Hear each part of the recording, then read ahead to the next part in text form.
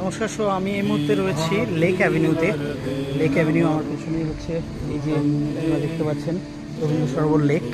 আর এই দিকে চলে যাচ্ছি আমি, এইদিকে হচ্ছে মুদিয়ারি ক্লাব। মুদিয়ারি ক্লাবের এই বছরের পুজোর প্রস্তুতি কীরকম চলছে সেটাই দেখে নেব। চলুন আপনাদেরকে দেখাই। এই হচ্ছে ভেতরে কাজ চলছে, ভেতরে হয়তো ঢুকতে দেবে না, বাইরে থেকেই দেখাচ্ছি। দেখাচ্ছি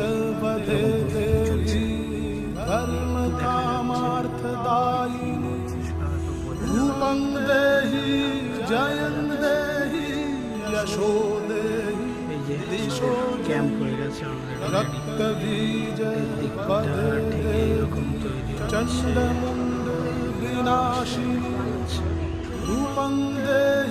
এরকম প্রস্তুতি চলছে।